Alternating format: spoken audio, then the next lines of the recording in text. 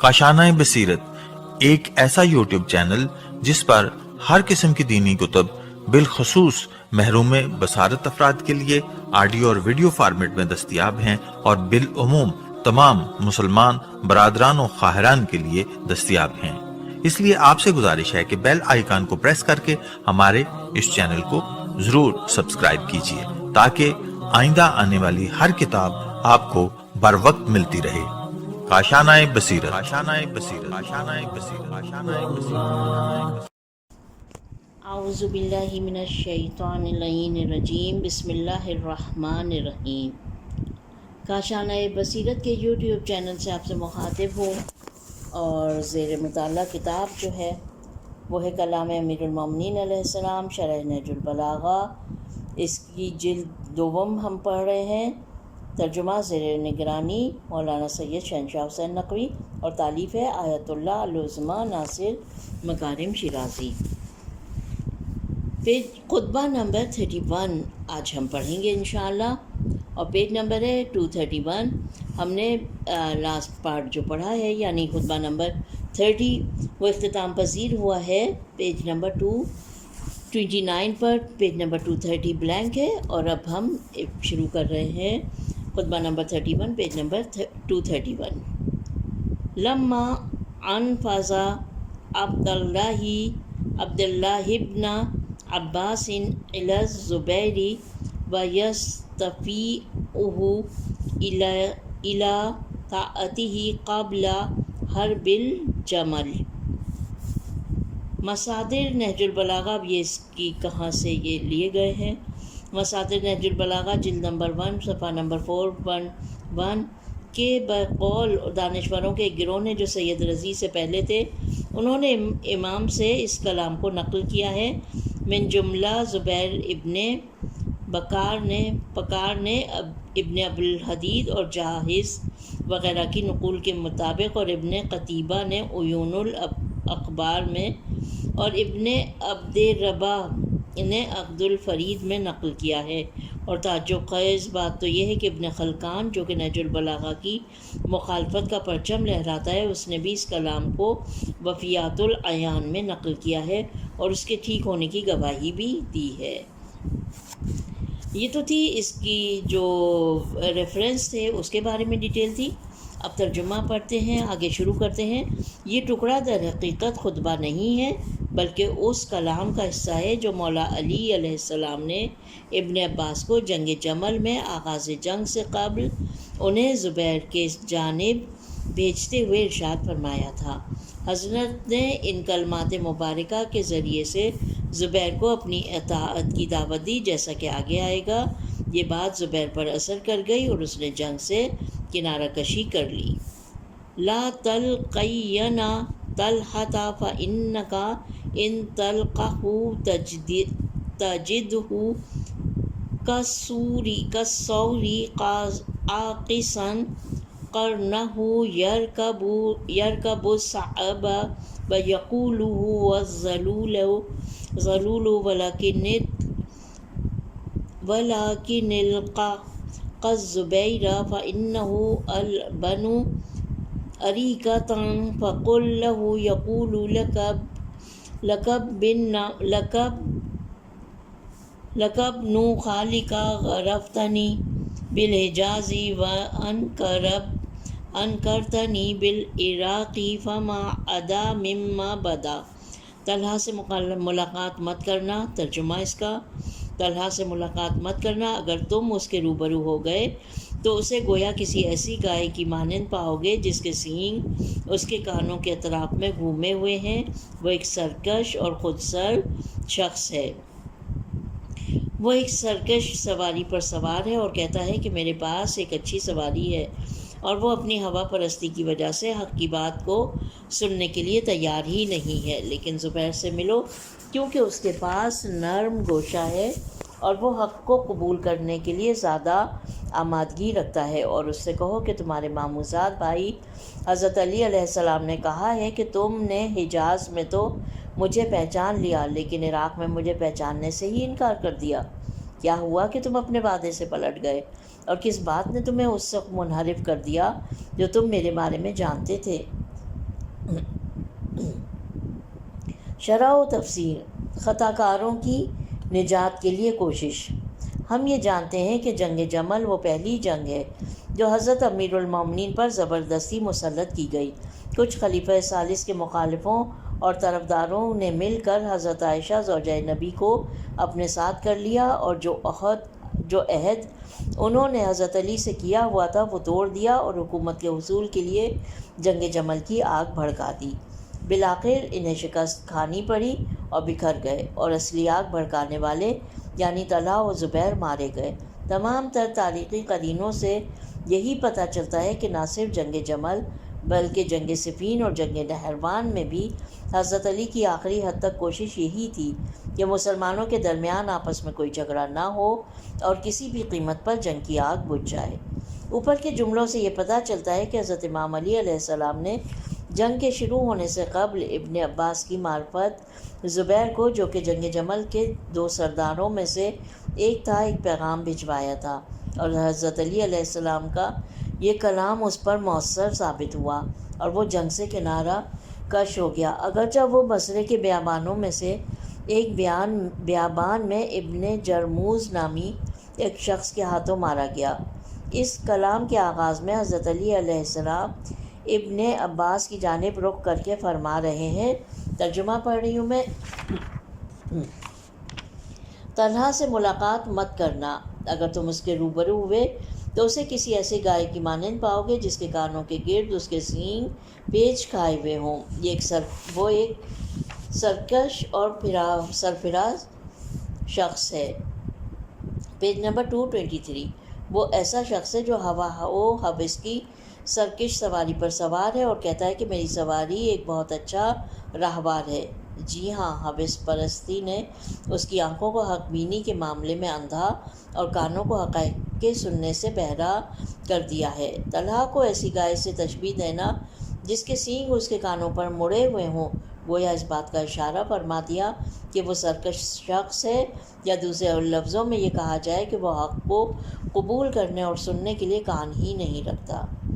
در حقیقت امام علی علیہ السلام نے اس جملے سے طلحہ کے بارے میں ایک دقیق اور گہری شناخت رکھنے کا اعلان فرمایا، اس کے دل و دماغ میں حق بات کے نفوذ کے عدم امکان کا اظہار فرمایا کہ وہ ہرگز صلح یا جنگ سے کنارہ کشی کے لیے راضی نہیں ہوگا۔ اگر آپ زبیر سے امید رکھتے تھے، اور بات کے حوادث سے یہ پتہ چلتا ہے کہ آپ کی امیدیں اس کی نسبت غلط نہ تھیں، فرماتے ہیں لیکن زبیر سے ملو کیونکہ وہ نرم گوشہ رکھتا ہے اور حق کو قبول کر سکتا ہے۔ البنو اریکہ کی تعبیر کا مقصد اس بات کو دیکھتے ہوئے کہ اریکتن کا لفظ طبیعت اور مزاج کے معنی رکھتا ہے، اور نیچے جو حاشیہ ہے اس میں بھی یہ بیان کیا گیا کہ اریکتا دراصل ارک کے مادے سے، اور اس کا مطلب ہے کسی چیز کو مکوں سے مارنا، اور میدان جنگ میں لوگ ایک دوسرے پر ہر طرح سے حملہ آور ہوتے ہیں، اس لیے اسے مارکا کہا جاتا ہے۔ ارکتا کا لفظ سجیہ اور انسان کے نفس کے معنی میں آیا ہے، جو کہ تغیرات اور تحویلات کا مرکز ہوتا ہے۔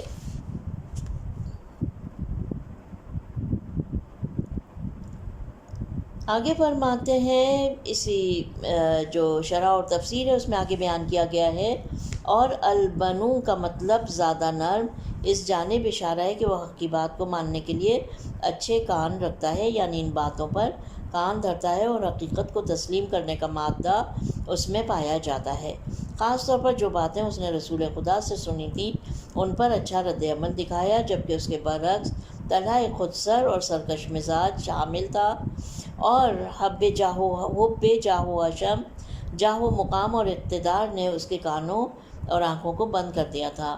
اسی لیے تاریخ نویسوں نے لکھا ہے کہ جب زبیر بصرہ میں داخل ہوا اور یہ سمجھ گیا کہ عمار رضی اللہ عنہ لشکر علی علیہ السلام میں ہے، اور اسے رسول اللہ کی وہ حدیث آ گئی جو آپ نے عمار کے بارے میں فرمائی تھی، اے عمار تمہیں باغیوں کا گروہ قتل کرے گا۔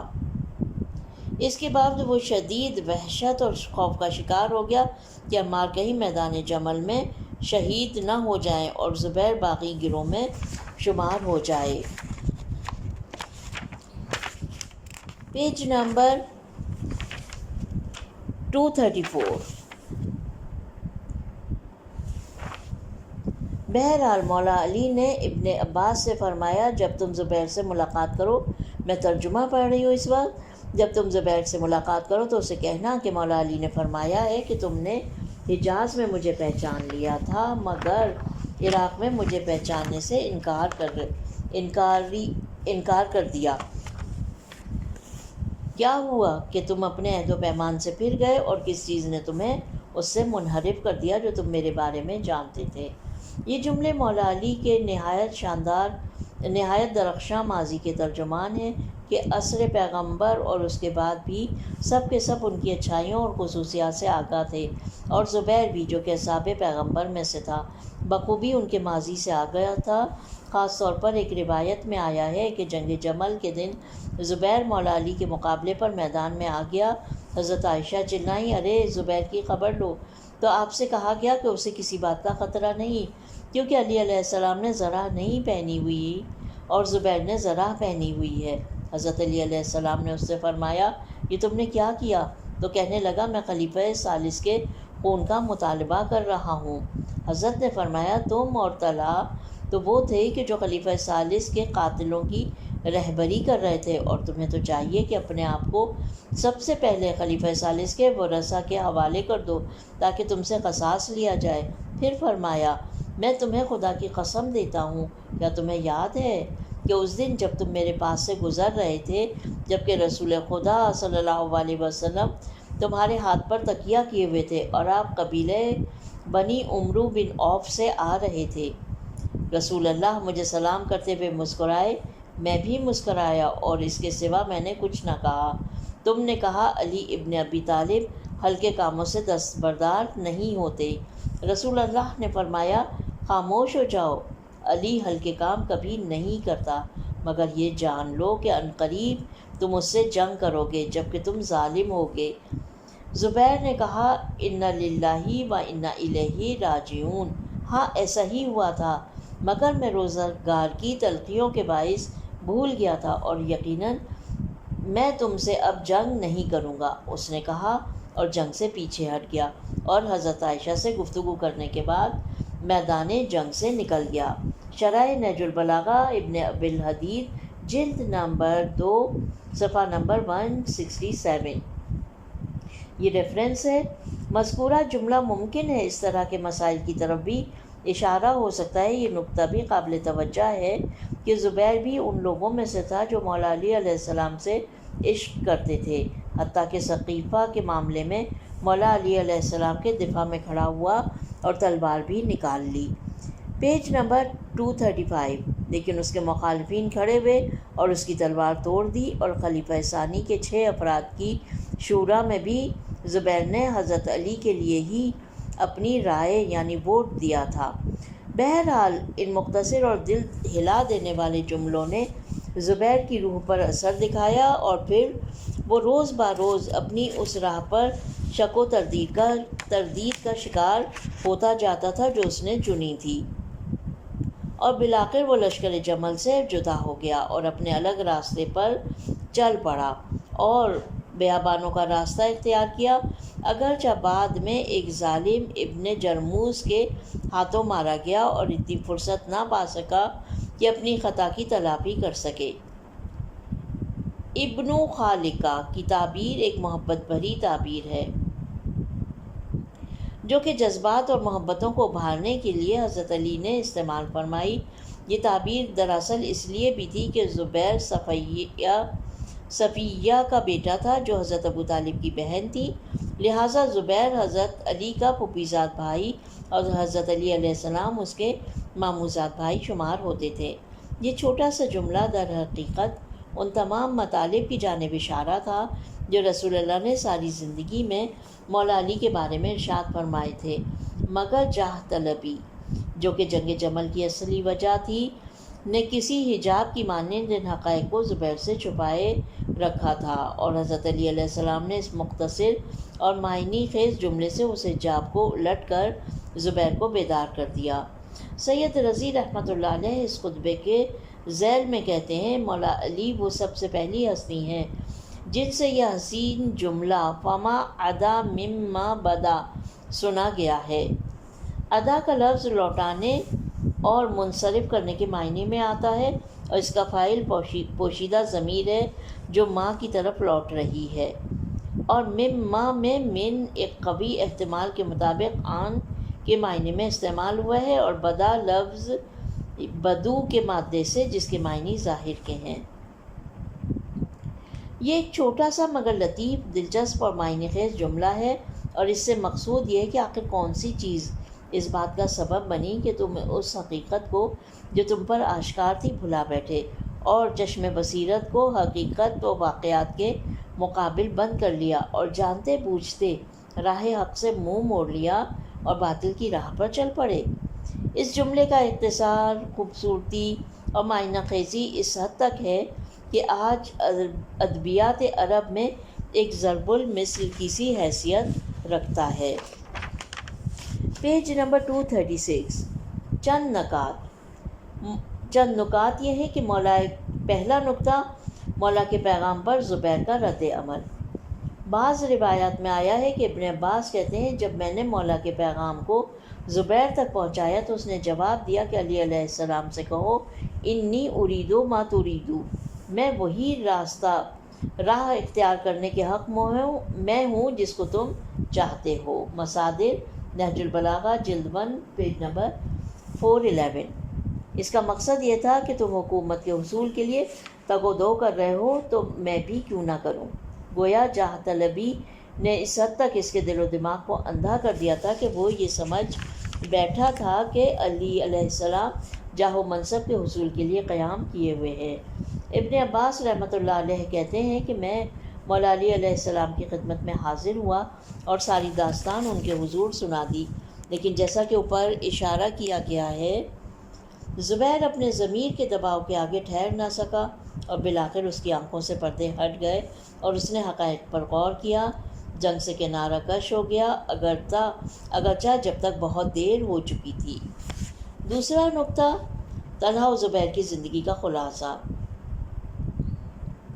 طلحہ کا تعلق قریش سے تھا، اس کا باپ عبید اللہ ابن عثمان تھا جو کہ اسلام قبول کرنے میں پیش قدمی کرنے والوں میں سے تھا اور اسلامی جنگوں میں بھی شریک تھا، مگر جنگ بدر میں شامل نہ تھا۔ گویا رسالت مآب کی جانب سے کسی کام میں کے سلسلے میں شام گیا ہوا تھا، لہٰذا جب لوٹا تو جنگ بدر کے غنائم میں سے اپنا حصہ مانگنے لگا۔ رسول خدا نے اس سے فرمایا لکا سامکا و اجرک، تمہارے لیے تمہارا حصہ بھی ہے اور اجر بھی ہے۔ کہا جاتا ہے جب طلحہ و زبیر ایمان لائے تو رسول خدا نے مکہ میں ان کے درمیان صیغہ مواخات پڑھا، مگر ہجرت کے بعد طلحہ کو ابو ایوب کا بھائی بنا دیا۔ اس کے بیٹے سے نقل کیا گیا ہے کہ رسول اللہ نے احد کے دن مجھے طلحہ الخیر کا خطاب دیا۔ اس کی اسلامی جنگوں میں رسول خدا کی حمایت سے متعلق کوئی شک نہیں، مگر چونکہ وہ ایک جاہ طلب شخص تھا، بعد رحلت رسول خدا اس نے اپنا چہرہ بدل لیا اور غلط راہ پر چلنے لگا۔ Page number 237۔ عصر رسول اللہ میں بھی گاہے گاہے اس سے کچھ نامناسب جملے سنے گئے ہیں، جیسا کہ در المنصور کے مطابق طلحہ سے روایت ہے کہ اس نے کہا کہ محمد صلی اللہ علیہ وسلم حکم دیتا ہے کہ چچا زاد بہنیں ہمارے سامنے حجاب کریں، مگر ہماری عورتوں سے ہماری علیحدگی کے بعد خود شادی کر لیتا ہے۔ اب تو جب وہ دنیا سے گزر جائے گا تو ہم اس کی ازواج سے شادی کر لیں گے۔ یہی وہ وقت تھا کہ جب ازواج رسول سے آپ کی رحلت کے بعد شادی کی حرمت سے متعلق آیت تحریم نازل ہوئی تھی۔ سورہ احزاب آیت نمبر 53۔ فخر رازی اپنی تفسیر میں مندرجہ ذیل آیت کی شان کے سلسلے میں فرماتے ہیں کہ لوگوں میں سے ایک شخص کہا جاتا ہے کہ طلحہ تھا جس نے کہا تھا کہ اگر میں رسول کے بعد زندہ رہا تو میں رسول کی زوجہ عائشہ سے نکاح کر لوں گا۔ اسی موقع پر آیت تحریم یعنی رسول اکرم کی ازواج سے آپ کی وفات کے بعد نکاح کی حرمت کے لیے نازل ہوئی۔ تفسیر فخر رازی جلد نمبر 25 صفحہ نمبر 225۔ یہ ریفرنس ہے اس کا۔ عمر کے شورا کے قصے میں ہم پڑھتے ہیں کہ اس نے طلحہ کی طرف رخ کیا اور کہا میں بولوں یا نہ بولوں؟ طلحہ نے کہ بولو، تم ہرگز کوئی اچھی بات نہیں کرو گے۔ خلیفہ ثانی نے کہا رسول اللہ دنیا سے چلے گئے جبکہ وہ تمہارے اس جملے پر سخت غضبناک تھے جو تم نے آیت حجاب کے نزول کے وقت کہے تھے، وہ مذکورہ جملے جو طلحہ کی زبان سے نکلے تھے۔ شرح نہج البلاغہ اس کا ریفرنس ہے۔ شرح نہج البلاغہ ابن ابی الحدید جلد نمبر 1 پیج نمبر 184۔ بہرحال وہ ان لوگوں میں سے تھا جو شدت سے خلیفہ ثالث کے مخالف تھے۔ اس نے خلیفہ ثالث کے خلاف بھی آگ کو بھڑکانے کا کام کیا۔ اسی دلیل کے تحت مروان نے اسے خلیفہ ثالث کے قاتلوں میں سے جانا، اور جنگ جمل میں جبکہ دونوں عائشہ کے لشکر ہی میں تھے، مروان نے طلحہ کا نشانہ لیا اور ایک تیر سے اسے مجروح کر دیا اور پھر اس کے بعد وہ مر گیا۔ مروان نے کہا میں نے خلیفہ ثالث کے خون کا انتقام طلحہ سے لے لیا۔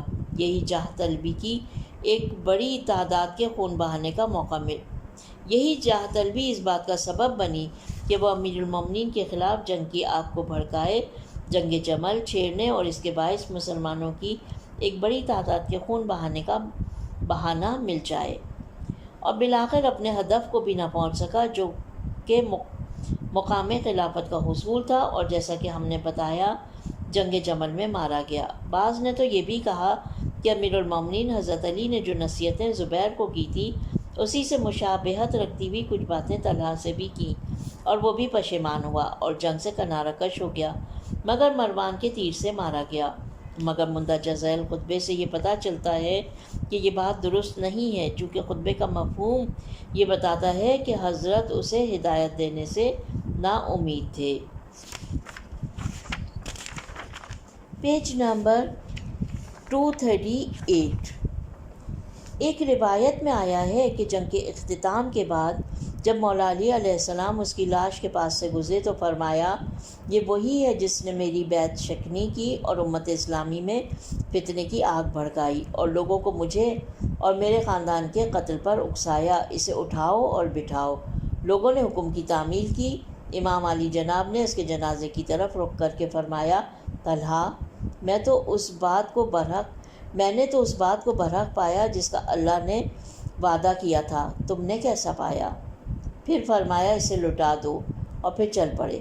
بعض ساتھیوں نے عرض کی یا امیر المومنین آپ طلحہ سے اس کی موت کے بعد گفتگو کر رہے ہیں؟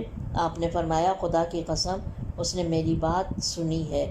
بالکل اسی طرح جب کفار مکہ نے کے بے جان جسموں کو جنگ بدر کے بعد ایک کنویں میں ڈال دیا گیا تھا اور انہوں نے رسول خدا کی باتیں سنی تھیں۔ ریفرنس ہے احتجاج تبریسی سفینۃ البحار مادہ طلحہ، یہ ان بکس کا ریفرنس ہے جہاں سے یہ عبارت دی گئی ہے۔ آپ نے فرمایا خدا کی قسم اس نے میری بات سنی۔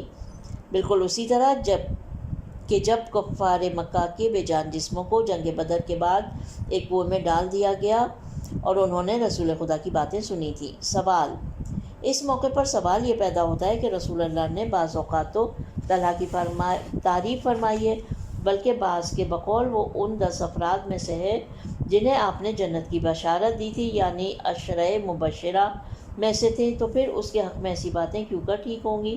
جواب، فرض کر لیتے ہیں کہ یہ چیز صحیح ہے، مگر ممکن ہے کہ انسان اپنی زندگی کے کسی حصے میں مختلف اچھائیاں اور شائستہ خصوصیات رکھتا ہو اور وہ ایک دن حق کی صف میں کھڑا ہو اور اس پر جنت بھی واجب ہو جائے، اور پھر آنے والے کسی دن اس حق کی صف سے خارج ہو جائے اور باطل کی صف میں کھڑا ہو جائے اور غضب الہی کا مستحق ٹھہرے۔ تاریخ اسلام میں ایسے بہت سے چہرے گزرے ہیں کہ جو اپنی زندگی میں ہی چہرہ بدل گئے اور صف حق سے باطل کی صفوں میں جا کھڑے ہوئے، یا باطل کی صف سے حق کی صفوں میں آ ملے، ورنہ کون یہ دعویٰ کر سکتا ہے کہ جس شخص نے اپنے اس امام اور پیشوا کے خلاف جنگ جمل کی آگ بھڑکائی، جس پیشوا کو سب نے رہبری کے لیے قبول کر لیا تھا اور پھر اتنے سارے لوگوں کے خون بہانے کا سبب بھی وہی شخص ہوا، کیا وہ ایک اچھا آدمی اور اہل نجات ہو سکتا ہے؟ یہ بات کیسے منطقی ہو سکتی ہے؟ اس بات کی دلیل یہ ہے کہ قرآن مجید کے سورہ توبہ میں اللہ مہاجرین و انصار اور تابعین کے اسلام قبول کرنے میں پیش قدمی کرنے والوں کو جنت کا وعدہ دیتا ہے۔ Page number 239۔ بسم اللہ الرحمن الرحیم۔ والسابقون الاولون من المہاجرین والانصار والذین اتبعوہم بإحسان رضی اللہ عنہم ورضوا عنہ وأعد لهم جنات تجری من تحتها الانہار خالدین فیہا ابدا ذالک الفوز العظیم۔ سورہ توبہ کی آیت نمبر 100۔ اور مہاجرین اور انصار میں سے ایمان کی طرف سبقت کرنے والے وہ لوگ جنہوں نے نیک نیتی سے قبول ایمان میں ان کا ساتھ دیا، خدا ان سے راضی اور وہ خدا سے خوش، اور ان کے واسطے خدا نے وہ ہرے بھرے باغ جن کے نیچے نہریں جاری ہیں تیار کر رکھے ہیں، وہ ہمیشہ ابدالآباد تک ان میں رہیں گے۔ یہی تو بڑی کامیابی ہے۔ یہ آیت تمام مہاجرین و انصار کو شامل کرتی ہے، جبکہ ہم جانتے ہیں کہ ان میں سے بعض افراد ایسے بھی تھے جیسا کہ عبداللہ ابن ابی سرح،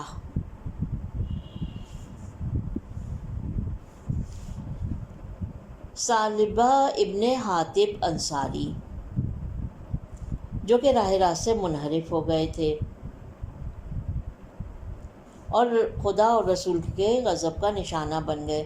یہ لوگ شروع میں اصحاب پیغمبر میں اور مہاجرین و انصار کی صفوں میں شمار ہوتے تھے، اور ہم یہ بھی جانتے ہیں کہ بہت سے منافق لوگ بھی اصحاب میں سے تھے جن کے بارے میں قرآن کے شدید ترین جملے موجود ہیں، اور اس طرح سے اس بات میں کوئی شک نہیں کہ تمام اصحاب رسالت مآب کی زندگیوں کو شروع سے آخر تک پرکھنے کے بعد ہی ان کے بارے میں فیصلہ کیا جا سکتا ہے، ورنہ ایسے تناقضات کا شکار ہو جائیں گے کہ جن کا کوئی جواب تک نہ مل سکے گا۔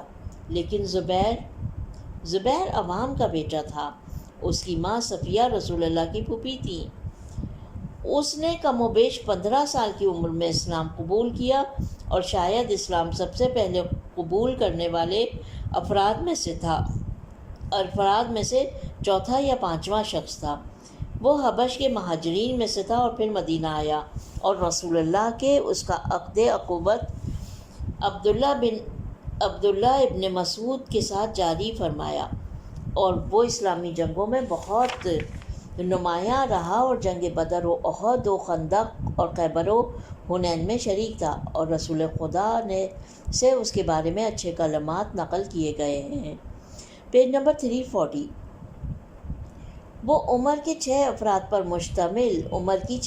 مشتمل شورا میں سے تھا۔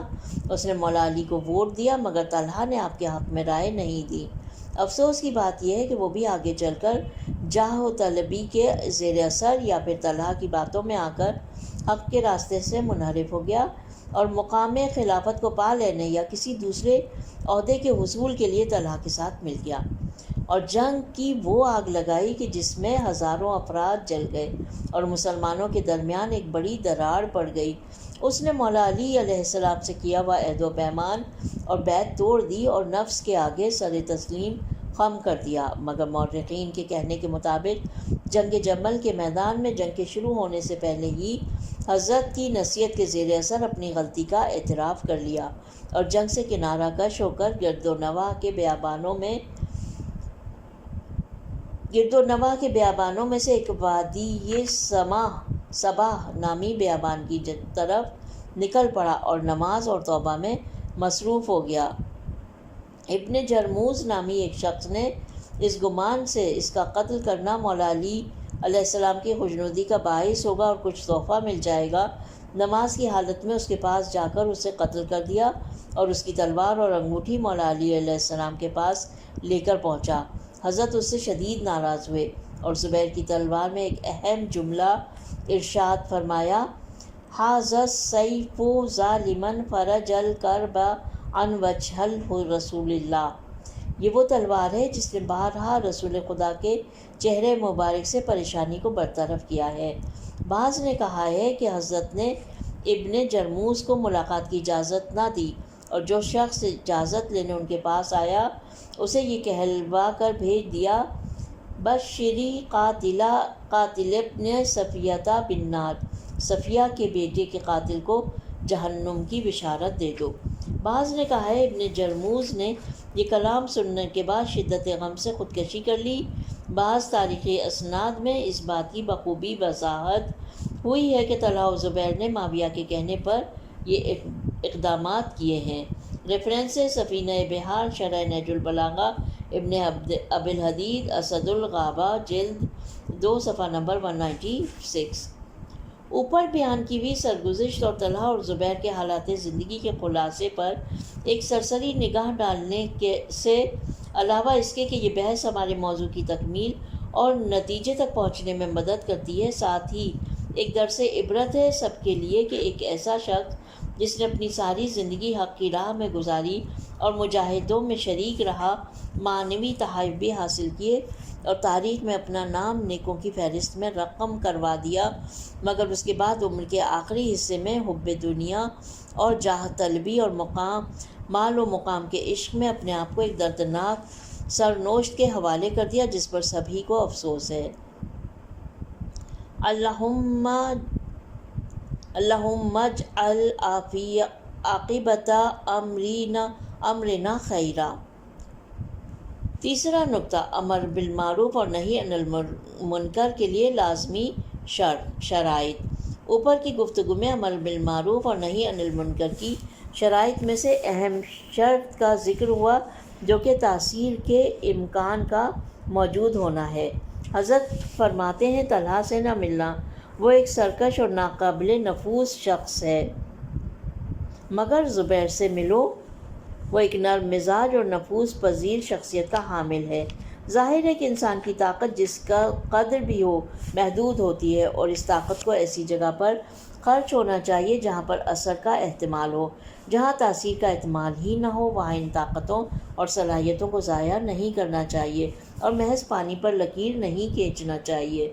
جب اثر کا احتمال ہو اس وقت بھی یقین ہونے کا انتظار میں نہیں رہنا چاہیے کہ جب اثر ہونے کا یقین ہوگا تبھی قدم اٹھائیں گے، ہرگز ایسا نہیں کرنا چاہیے۔ اثر کا علم ہونا شرط ضرور ہے، مگر یقین کا حصول کرنا ضروری نہیں ہے۔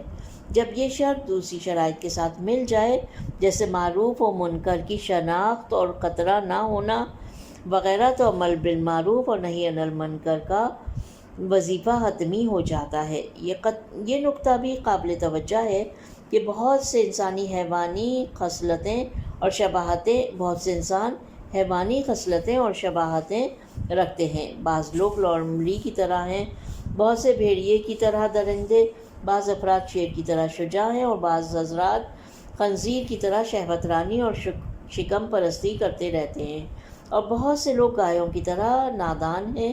مولا نے اپنے کلام میں طلحہ کو اس سرکش گائے سے تشبیہ دی ہے جو کہ حق کے سامنے سر تسلیم خم نہیں کرتی اور حقائق کی تشخیص میں خطا کر بیٹھتی ہے، اور جب مشکل کاموں سے روبرو ہوتی ہے تو انہیں آسان سمجھتی ہے اور بالآخر شکست کا سامنا کرنا پڑتا ہے۔ یہاں پر خطبہ نمبر 31 اختتام پذیر ہوتا ہے۔ پروردگار عالم سے دعا ہے کہ وہ ہماری اس کوشش کو قبول کرے۔ ربنا تقبل منا انک انت السمیع العلیم۔ اپنا بہت خیال رکھیے گا۔ جلدی خطبہ نمبر 32 کو پڑھنا شروع کریں گے انشاءاللہ۔